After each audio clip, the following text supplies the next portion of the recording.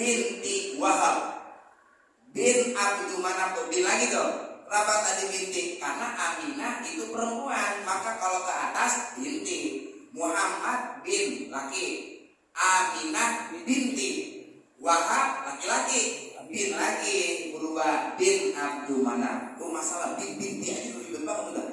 Masalah bin sama bin binti, paham ya? Ribet gitu. Makanya saudara, gak sembarangan kita kalau mau jadi ustaz. Perangkat-perangkat ilmunya kita harus kuasai gitu, paham ya? Karena bin dan binti aja disulit gitu. Apa sih bedanya ini bin sama binti? Muhammad bin Aminah binti Wahab bin Abdul Manaf. Nah, ini ada Abdul Manaf lagi nih. Tadi di Nabi ada nggak Abdul Manaf? Muhammad bin Abdullah bin Abdul Muttalib bin Hashim bin Abdi Manaf. Apakah Abdul Manaf dari jalur ibunya Nabi sama Abdul Manaf dari jalur ayahnya Nabi sama? Enggak, ini orang yang berbeda. Enggak, orang yang berbeda. Bukan. Bin Abdi Manaf bin Zuhra. Nah, bapaknya Zuhra. Kalau tadi bin Hashim bin Abdi Manaf bin Qusay, baru kemudian bin Kilab. Paham ya? Jadi namanya Abdul Manaf pada jalur ayahnya Nabi binnya bin Qusay. Abdul Manaf dari jalur ibunya Nabi binnya bin Zuhra. Abi Zuhra bin Kilab, baru Kilab di sini sama dengan Kilab pada nasab ayahnya Nabi. Ketemu tuh dari jalur bapak sama jalur ibu, ketemunya di Kilab. Muhammad bin Abdullah bin Abdul Muttalib bin Hashim bin Abdi Manaf bin Qusay bin Kilab. Ini Kilab. Muhammad bin Aminah binti Wahab binti Abdi Manaf bin Zuhra bin Kilab. Nah, ketemu di sini. Jadi dari jalur ayah dan dari jalur ibu Nabi ketemunya di mana? Di Kilab. Paham ya? Berarti masih saudara gitu. Bisa jadi sepupu. Makanya nikah sama sepupu kan boleh. Gak apa-apa nikah sama sepupu. Saudara mau nikah sepupu boleh. Sepupu cakep banget nih. Boleh orang bisa nikahin sepupu. Kagak apa-apa, maaf. Sepupu mah ghairu mahram sama kita. Ghairu mahram artinya haram, tidak haram dinikahi. Tapi konsekuensinya kalau sentuhan kulit sama dia kita punya wudu, batal wudu kita. Kalau sama sepupu, ponakan boleh nggak? Nah, kalau ponakan kagak boleh, nggak boleh ponakan. Tapi kalau sepupu boleh? Boleh. Boleh. Tapi hukumnya dua, makruh dan sunnah. Makruh bila mana sepupunya sepupu sekali. Di kita, bapak kita, di sepupu kita, ini bibi kita, orang tuanya nih, adik kakak nih. Ini namanya sepupu sekali. Artinya sepupu sekali, kakeknya kita sama kakek sepupu kita masih sama. Itu sepupu sekali. Yang sunnah itu sepupu dua kali. Kakek kita sama kakeknya dia ini udah beda. Ini kita, ini bapak kita, ini kakek kita. Ini sepupu kita yang mau kita nikahin, orang tuanya, ini kakeknya sama di kita sini. Ya, nah ini beda baru. Sepupunya sepupu berapa kali? Sepupu dua kali. Paham ya?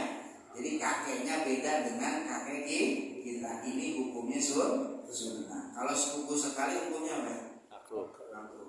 Nih, Sayyidina Ali nikahnya sama siapa? Fatimah siapa putri siapanya Nabi? Anaknya Nabi. Putrinya Nabi.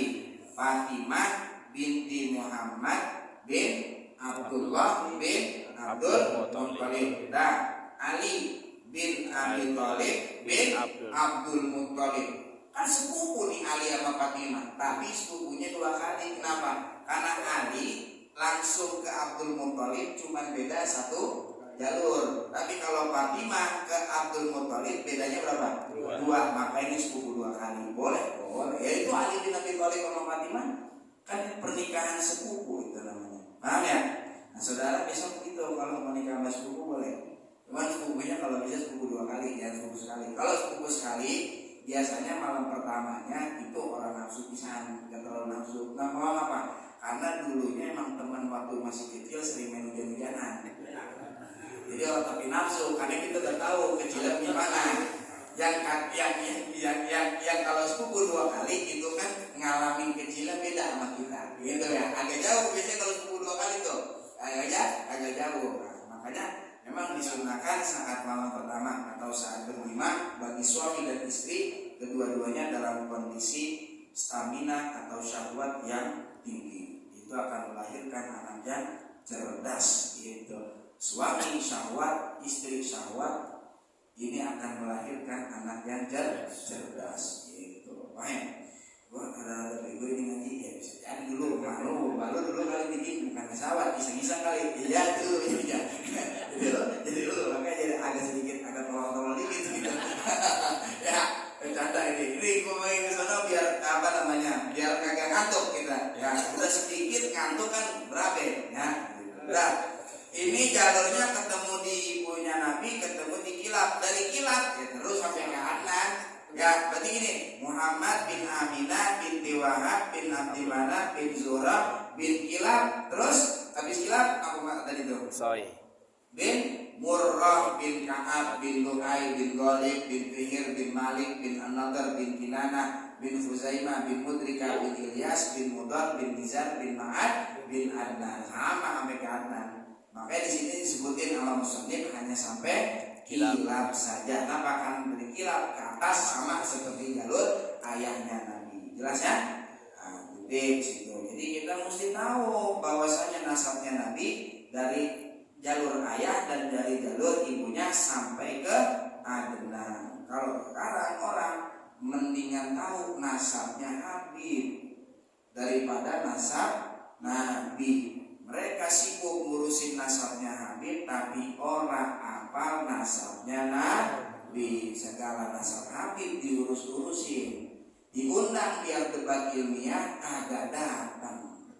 Kagak datang. Ya, rungkat udah rungkat lagi mah Pak. Orang Betawi mah sama Habib mah kental hubungannya. Bukan orang Betawi kalau dia kagak cinta sama Habaib. Karena kebanyakan para kiai yang ada di Betawi ngajinya itu sama Habaib. Lihat Kiai Abdullah Syafi'i Betawi itu. Lihat Kiai Muhalim Syafi'i Hadami Betawi. Itu semua ngajinya siapa? Sama Habib Ali Kuitang, sama Habib Ali Bungur. Kiai-kiai kita tuh yang sepuh-sepuh di Betawi itu ngajinya sama kiai gitu. Jangan kita ngambil ilmunya doang dari guru kita, tapi gurunya guru kita nggak anggap. Ini hati-hati saudara. Jangan sampai kita ikut terjerumus ke golongan mereka. Saya kasih tahu dari sekarang, ya, jangan sampai ikut jerumus pada kelompok-kelompok yang menafikan dan membatalkan nasab-nasab daripada Ba'alawi, daripada Habaib. Putus begitu, awas, hati-hati. Nanti Nabi bisa marah sama kita di hari kiamat. Ya, Nabi udah bilang, siapa orang yang menyakiti ahlul baitku, maka sama dia menyakiti aku. Orang yang menyakiti Nabi kira-kira mau dapat syafaat apakah gak nanti hari kiamat? Oh, kata Nabi itu siapa? Hai umatku, ente ngakuin ahlul bait, cucu aneh Habib. Enggak ya Rasulullah. Masa? Tapi syafaat di mana? Cucu gua kagak lu anggap gitu. Pengen gitu. Enak agak? Enak. Ya, jadi tetap Habaib itu mesti kita cintai. Adapun kalau ada Habib yang sikapnya, perbuatannya, tindakannya yang kita gak demen, cukup tindakannya aja yang gak kita demen. Adapun zat Habaibnya tetap kita kudu muliain. Gitu, paham ya? Bukan berarti Habib mabuk itu. Aku mabuk juga besok ya salah. Salah. Mabuknya kita kagak ambil, tapi orangnya tetap kita hormatin. Yang kita gampar Habib apa lu gitu, gobak juga perkara. Dia tetap mulia saudara. Ya tetap mulia. Ya ini mau nasib kita dah ya. Yang kita bukan keturunan ya. Coba meskipun begitu tetap di hadapan Allah yang paling mulia adalah yang paling takwa. Inna akramakum indallahi atqakum. Yang paling mulia di antara kalian di hadapan Allah adalah yang paling bertakwa. Udah mah bukan keturunan Nabi, kagak bertakwa juga lagi. Ya udah rungkat ya. Mendingan Habaib juga gitu. Pakai penyanyi dangdut jadi wali lagi. Allahu Akbar. Ya, saya kagak sebutan namanya udah pernah tahu dah. Gue capek-capek ngaji Fathul Muin sama guru dari dulu. Fathul Muin kita ngaji, Nahu kita ngaji, Iqazul Imam kita ngaji, Umul Barawin kita ngaji. Yang jadi wali penyanyi dangdut, capek-capek ngaji gue jadi wali gitu. Timbang benerin doa, apa dia jadi wali kan enak banget. Lagu sebujur bangkainya lebih utama daripada ceramah 70-an. Ratibul Hadat nggak ada keberkahannya. Padahal Ratibul Hadat isinya apa? Ayat Quran, sholawat sama Nabi. Masa ayat Quran sama sholawat Nabi nggak ada keberkahannya? Wah kacau udah urusan. Emang orang kalau udah benci begitu, 1000 kebaikan nggak nampak depan dia. Wa aidur ridho an kulli aibin kalilah walakin ainus sukti itu bedil masawiyah. Kata Imam Syafi'i, wa aidur ridho, mata kalau udah senang itu akan menutup 1000 aib. Wah 1000 aib tertutup sama kita kalau kita udah senang. Tapi kalau mata udah benci, 1000 kebaikan akan tertutup buat dia. Emang udah benci sama Habib baik bagaimanapun tertutup udah jelek aja dah. Gitu ya. Bini kita kan dulu pas lagi belum kawin, ya Allah kita semua cinta banget. Ya, ada aib sedikit dari dia, ya dia kentut aja kita kata parfum. Dulu pas lagi pacaran, pas lagi udah kawin banyak berarti ya. Wujud dong, telur hukum makan dia. Dulu pas lagi pacaran, wa ainur ridha an kulli aibin kalilah. Wa ana ainu sukti tubdil masawiyah. Tutup semua kebaikan-kebaikan walaupun orang itu ngerjain. Kalau mata udah benci pasti. Jelas ya? Dan titik wallahu a'lam bishawab. Dikit kita jelasin tentang fikih Fathul Muin. Dikit aja kalau yang banyak. Ini kayaknya udah malam kayak gini udah pada ngantuk juga gitu ya. Udah hawanya dingin, udah gitu kipas angin lagi kencang banget. Enggak apa-apa. Yang penting kita gugurin kewajiban kita. Bismillahirrahmanirrahim. Qala radhiyallahu anhu, walau tayaqqana ma'an akhiral waqti fantizaruhu afdalu wa illa fatakjilu tayammumin. Kata musannif masih menjelaskan tentang tayammum. Beliau berkata walau tayaqqana enggak sekarang berarti ini. Berarti di Eropa. Ya, enggak apa-apa ya. Ini saya bawa aja deh ya. Ya, mau pulang boleh. Walau tayaqqana, jika seorang yakin. Tayaqqana itu artinya yakin. Yakin itu 100%. Yakin. Di bawahnya yakin zon. Zon itu 75%. Zon. Di bawahnya zon syak. Syak itu 50-50. 50-50. Di bawahnya syak itu ada namanya waham. Waham itu 25%. Di bawahnya waham jahal. Jahal itu 0%. Sama sekali nggak tahu. Yakin 100%. Yakin berapa persen? 100%. Nggak boleh ada zon. Jangan ada zon, jangan ada syak, jangan ada waham, apalagi bodoh 0% sama sekali. 100%. Jika seorang yakin kalau tayaqqana ma'an akan adanya air. Kapan? Akhirul waktu, di akhir waktu. Waktu sholat. Fantizaruhu afdalu, maka menunggu air hukumnya lebih utama daripada kita kerjakan sholat awal waktu tapi dengan tayammum. Contoh begini Pak, perhatikan. Kalau fikih nyontohin, nyurahin, mesti paham. Misalnya di kampung kita air sedikit, ada cuman buat kehidupan, buat minum, buat masak, buat nyuci, buat kehidupan kan. Waduh, ini kalau dipakai buat wudu bakalan kurang nih buat kehidupan kita. Bagaimana terus? Juga tayamum dah. Tayamum kan sebagai pengganti bersuci atau pengganti wudu saat wudu tidak bisa dikerjakan, air nggak ada.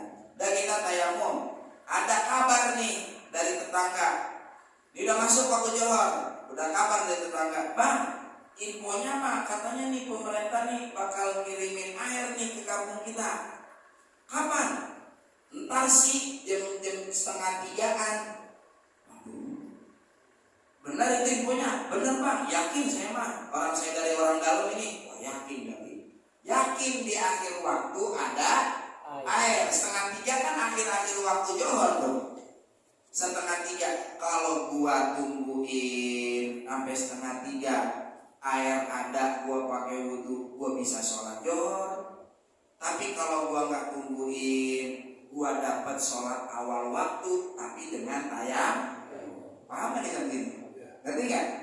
Ini bagusan mana? Bagusan nungguin air di akhir waktu atau tayamum baik biar dapat awal waktu sholat gitu. Bagusan mana? Kata musannif, fantizaruhu afdalu. Nungguin air di akhir waktu itu lebih utama. Kenapa? Begini. Sholat di awal waktu hukumnya wajib apa sunnah? Wajib apa sunnah? Awal waktu hukumnya wajib apa sunnah? Nah kalau kita kerja masuk waktu johor, belum waktu istirahat, kita nggak kerjain awal waktu, dosa dong kalau itu kita wajib. Berarti hukumnya apa awal waktu? Sunnah. Sunnah. Wudu hukumnya apa kalau orang mau sholat? Wajib. Apa hukumnya? Wajib. Perkara yang wajib itu lebih utama dari perkara yang sunnah. Maka nungguin air walaupun sholat di akhir waktu itu lebih utama daripada pakai tayamum tapi di awal waktu. Kenapa? Karena yang di akhir waktu dengan wudu ini yang wajib, di awal waktu dengan tayamum ini adalah sunnah. Tetap aja perkara sunnah nggak bisa ngalahin perkara wajib. Saya kasih contoh mau yang lain mau ini. Ngaji tentang sholat itu hukumnya apa? Ngaji tentang sholat, ngaji nyari ilmu tentang sholat hukumnya apa? Wajib. Wajib. Gimana mau sholat orang ilmunya nggak tahu, maka ngerjain atau mengerti tentang sholat hukumnya wajib. Berbarengan sama acara maulid. Ini malam Rebo ya. Mana ngaji lagi giliran di Darul Muslimin lagi ngomongin bab sholat, tapi ada maulid ini di mana? Di Ketapang tempat tentunya maulid. Gua kemana ya? Ngaji apa maulid? Ngaji apa maulid? Lihat baik hukumnya apa? Sama-sama wajib kah atau beda? Maulid hukumnya apa? Sunnah. Kak bikin juga nggak apa-apa, nggak dosa kita. Ngaji sholat hukumnya apa? Berarti kalau ngikutin kaidah, kemana dulu kaki kita melangkah? Haji. Kemana dulu kaki kita melangkah? Haji. Prakteknya begitu orang. Gue mau lihat aja dah. Emang apa? Gue mau lihat kan ada makanan. Pulang juga berkat. Biar gue dapat main depan juga, gitu. Ya, ngaji makanan tuh. Belum tentu juga pulang dapat berkat tuh. Orang-orang mah. Dia kagak melihat kaidahnya. Perkara yang wajib gak bisa dikalahkan dengan perkara yang sunnah. Ini yang wajib aja kalau dibanding sama yang sunnah gak bisa ngalahin. Apalagi kalau wajib sama perkara mubah. Bisa gak perkara mubah ngalahin perkara wajib? Enggak. Gimana contohnya? Ini sekarang. Maksudnya ngaji sekarang wajib gak hukumnya? Wajib. Tauhid dari kita ngaji wajib. Ini fikih tentang tayamum berkaitan dengan sholat wajib gak? Wajib. Mana perkara mubah? Nonton bola. Makanya sepi. Coba lihat. Segini kagak biasa yang nomor kan orang. Ya kagak? Orang. Pas lagi dari saya masuk, tujuh sepi apa? Saya tanya, oh iya ada jadwal kok. Nonton bola hukumnya wajib, sunnah mubah. Mubah aja. Mengapa? Nonton boleh, nggak nonton juga nggak apa-apa. Nggak ada kaitannya. Nonton nggak jadi pahala, kagak nonton juga nggak jadi dosa. Mau disandingin sama perkara yang wajib, yaitu ngaji di Darul Muslimin. Kalau ngikutin kaidah itu kita kemana dulu? Ngaji dulu. Begitu, paham nggak deh kira-kira? Nah itu contohnya udah paling nyata dah di situ. Kalau udah ke situ udah paham ya? Paham. Jadi yang wajib kita junjung tinggi, baru kemudian ngerjain perkara yang sunnah. sunnah. Wa illa, awas. Dikit lagi. Kalau tidak, maksudnya tidak, wa illam yatayaqqan. Kalau dia nggak yakin ada air di akhir waktu sholat, maka ta'jilu tayammumin, mempercepat tayamum agar dapat di awal waktu. Lu kata siapa 2:30 ada air dari pemerintah kemari? Ya kata orang sih kan, lu gak yakin juga. Kalau gak yakin, maka ambil tayamum agar sholat di awal waktu. Kenapa? Ini hukumnya udah beda lagi kaidahnya. Kalau tadi kan yang wajib gak bisa kalah sama yang sunnah. Tapi kalau masalah tidak yakin ada air di akhir waktu, maka mempercepat tayamum lebih utama. Kenapa? Gini. Karena kalau sholat di awal waktu ini udah pasti dapat pahala sunnah. Tapi kalau nungguin air di akhir waktu karena nggak ada keyakinan, belum tentu. Kata Nabi dalam hadis, dah ma yaribu ilama la yaribu. Tinggalkan apa yang membuatmu ragu kepada apa yang membuatmu tidak ragu. Perkara yang pasti kita ambil, perkara yang nggak pasti tinggalin. Lu kata siapa akhir waktu? Ya kata orang, kagak pasti dah, tinggalin aja. Yang pasti-pasti aja gua mah. Yang pasti mana? Sholat di awal waktu, gitu. Maka itu pasti dapat pahala sunnah. Paham ya? Yang pasti-pasti aja yang kita ambil, yang kagak pasti kita tinggalin. Sebetulnya nih saya mau lanjut, saudara, sampai ke akhir bab wa idam tanah istimaluhu. Cuman berhubung satu bola lagi main. Saya juga kan dengan rasa juga, barangkali bapak-bapak juga menonton walaupun nonton menit 80 barangkali ya. Ya, yang kedua saudara, ini yang masalah yang akan disebutkan setelah ini sangat penting buat bersucinya kita, karena terkait dengan luka yang ada pada anggota wudu ataupun di anggota mandi hadas besar. Karena yang hadir sedikit, banyak yang nggak tahu, maka nanti bisa sisakan untuk minggu depan di musola Al-Arafah. Mungkin ini saja yang dapat saya sampaikan. Kurang lebihnya mohon maaf. Kita langsung baca ya Rabbana Karabna. Ya Rabbana Karabna bi annana karabna wa annana asrafna ala raza ashrafna fatub alaina taubat tagsilu kulla hauba wastur lana al-awrati wa aminir rawati waghfir li walidina rabbi wa mauludina wal ahli wal ikhwani wasairil khilani wa kulli dhi mahabba au dirati au suba wal muslimina ajma amin rabbi asma fadlan wajuda manna la biktisabi minna bil mustafa rasuli nazabi kulli suli salla wa sallam rabbi alaihi adda habbi wa alihi wa sahbi adada khasyi suhbi walhamdulillahi fi bad'i wa ta'ala.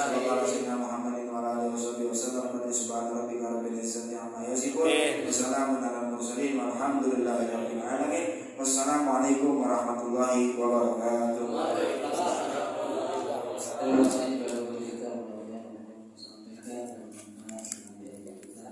Untuk malam berapa yang